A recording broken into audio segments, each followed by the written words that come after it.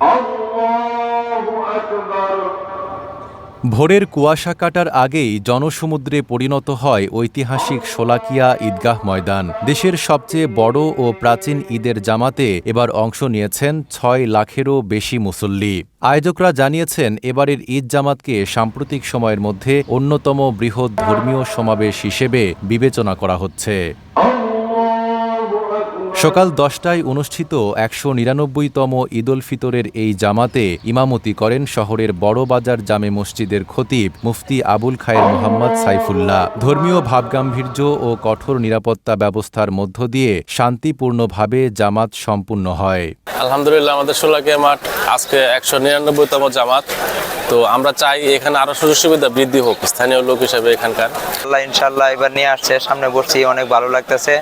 অনেক দূর দূরান্ত থেকে এখানে লোকজন আসে। জেলা প্রশাসক ও শোলাকিয়া ঈদগাহ পরিচালনা কমিটির সভাপতি মোহাম্মদ আসলাম মোল্লা জানান, দেশ বিদেশ থেকে আগত লাখো মুসল্লির উপস্থিতিতে এবারের জামাত ছিল নজিরবিহীন। স্মরণকালের সবচেয়ে বেশি মুসল্লির সমাগম হয়েছে এবার। শোলাকিয়া মাঠে নামাজ পড়ার জন্য গত বছরও ছিলাম, এখন এই বছর আসছি। আল্লাহ যেন হায়াতে বাঁচায় রাখলে সামনে আবার আসতে পারি। এই মাঠে নামাজ পড়তে পেরে আমি নিজেকে ধন্য মনে করছি। এই মাঠে জামাত হয়ে নামাজ পড়তে পারবো, এই জন্যই আমরা এই মাঠে আসছি। সারা দেশ থেকে ধর্মপ্রাণ মুসল্লিগণ এই ঈদগাহ ময়দানে নামাজ আদায়ের জন্য এসেছেন।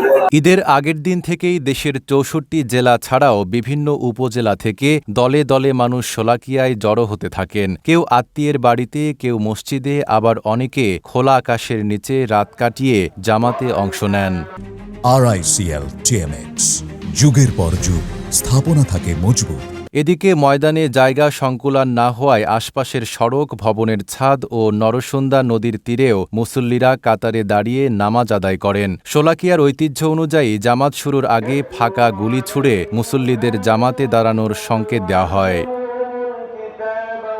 নামাজ শেষে দেশ, জাতি, মুসলিম উম্মার শান্তি ও অগ্রগতি কামনায় মোনাজাত করা হয়। একই সঙ্গে ফিলিস্তিনের মুসলমানদের জন্য বিশেষ দোয়া করা হয়। জামাতে স্থানীয় জনপ্রতিনিধি ও গণ্যমান্য ব্যক্তিরাও অংশ নেন। নাইম আরাবী, ঢাকা পোস্ট।